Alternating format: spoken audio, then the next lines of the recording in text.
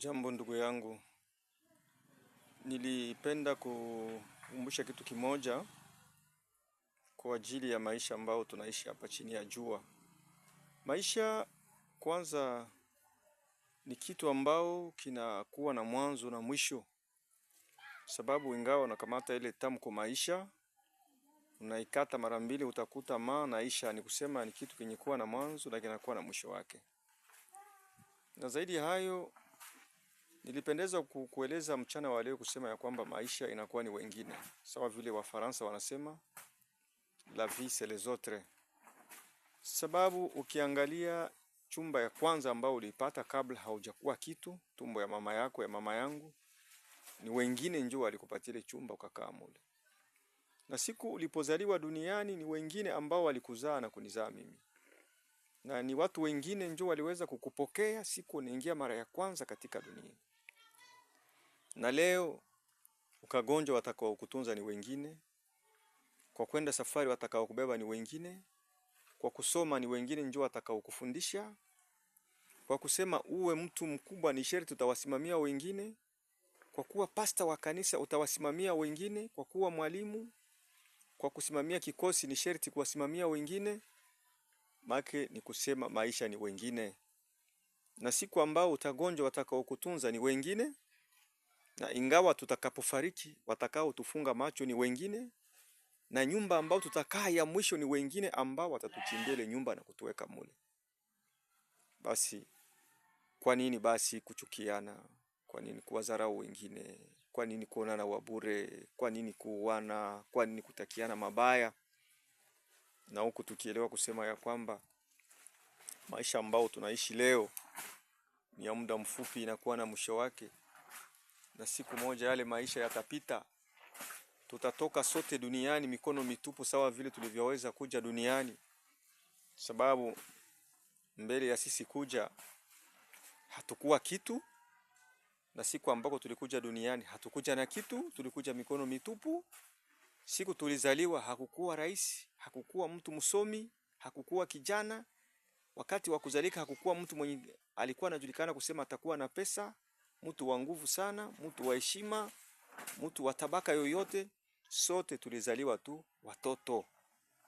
Na ni hivyo hivyo siku ya kutoka dunia na kwenda huko ambako wale ambao walitutangulia wamekwisha kuenda, hakuna chochote ambao tutaweza kubeba. Japokuwa leo tunaweza kuwa na pesa, tunaweza kujulikana, tunaweza kuwa warembo wa sura, tunaweza kuwa watu maarufu duniani, watu wenye kuwa na pesa nyingi kwenye kuwa benki, watu wenye heshima, watu wenye kujulikana, watu ambao tunakuwa na watu wenye kutulinda, tunakuwa na waganga wa binafsi. Lakini siku ya kutoka dunia hakuna chochote ambako utakachokibeba. Na nilipendezwa kujulisha kusema ya kwamba mwanadamu katika maisha chini ya jua anakuwa na warafiki watatu. Rafiki wa kwanza ni mke ama mume, watoto, rafiki, ndugu na kanisa. Na rafiki wa pili inakuwa ni pesa, magari, wanawake, pesa, magari, pesa kwenye kuwa benki, vitu mbalimbali, manyumba. Inakuwa ni rafiki wa pili. Na rafiki wa tatu inakuwa ni matendo mema. Na wale warafiki watatu wote walimwaidia mwanadamu kusema ya kwamba siku atakapopata shida watamsindikiza. Lakini wakati shida ilipofikia mwanadamu anagonjwa, anafariki, wakati wa kwenda kumzika mwanadamu, rafiki wa kwanza kama ni mume aliyefariki, bibi, watoto, majirani, kanisa, watakuchukua siku utafariki, siku nitakapofariki. Watakuchukua na watanichukua na kunisindikiza hata kwenye kuwa kaburi. Rafiki wa pili njoo pesa yenye kuwa kwenye kuwa benki. Njoo manyumba, vitu mbalimbali na kadhalika, kama ni magari, kama ni dhahabu, sijue vile vyote. Wakati mtu anapofariki wanamchukua kwa kutaka kumpeleka kaburini. Ile siku ndugu yangu, dada yangu, nyumba yako haitakupeleka. Ile chumba yako ambao unalalia ya mzuri sana, ile siku haitakupeleka. Pesa yako yenye kwenye benki haitakupeleka. Vyote vitabakia pale. Na wakati rafiki wako ni wa kwanza, bibi, watoto, jirani, marafiki ama bwana na kanisa wanakusindikiza, sasa batafika pale kumulomo wa kaburi, njoo mlango wa parke, batafika mpaka pale ile siku. Banaimba wimbo wa mwisho kama ni kanisa, mtumishi wa Mungu anaomba, bana kushusha peke yako ndani ya kaburi. Mwenye utashuka naye mule ndani ya kaburi ndio rafiki wa tatu. Na ule rafiki wa tatu ndio matendo mema, ndio itakusindikiza ndani ya kaburi na itaenda na kutetea mbele ya Mungu. Na ni ile matendo mema ambayo itabakia mkukushuhudia kwa dunia, batu batakuwa kukumbuka wakati fulani alikuwa ndio alijengaka hivi, ndio alifanyaka hivi. Uko mfanya siasa leo, uko mtumishi wa Mungu, unaishi na batu, ni kitu gani ambayo watu watakumbukia siku utaenda? Au labda siku ya kwenda yako itakuwa ni furaha, sema aende kwanza ile tukosesha amani. Matendo mema unaifanyaka ndio itakusindikiza, ndio itanisindikiza na mile siku ambayo tutatoka kuelekea nafasi ya mwisho ambako wale watu maarufu tulikuwa naona wamekwisha kuelekea. Tupande tushuke, tutaenda kile tutabeba duniani na kupeleka mbele ya Mungu ni matendo mema. Hivi vingine vyote vyenye tunahangaikia usiku na mchana, kuangamizana, kuchukiana, kuleteana taabu, siku ya kufa vyote vitabakia. Hakuna kitu kenye utapeleka.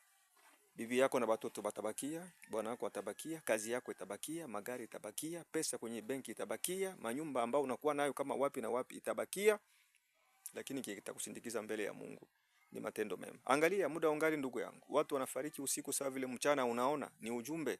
Matendo mema unaifanya ama hapana? Kama ufanyeki matendo mema tangu leo, anza kukata akili, tenda mema, sababu ni mema ndio itakusindikiza. Nguo yako itabakia ya wengine, pesa yako itabakia ya wengine, nyumba yako itabakia ya wengine. Bwana yako ataoa mwanamke mwingine, bibi yako ataolewa na bwana mwingine, lakini kile kitakupeleka ile siku ya mwisho, kanisa yako itakusindikiza paka kumlango wa kaburi. Bote batarudi. Matendo mema unaitenda ama hapana? Tafuta amani na kila mtu, tafuta salama, jua kuishi na watu siku ambao tutatoweka duniani, tutakapotoka mimi na wewe, tutakapoenda, matendo mema yatusindikize. Asante.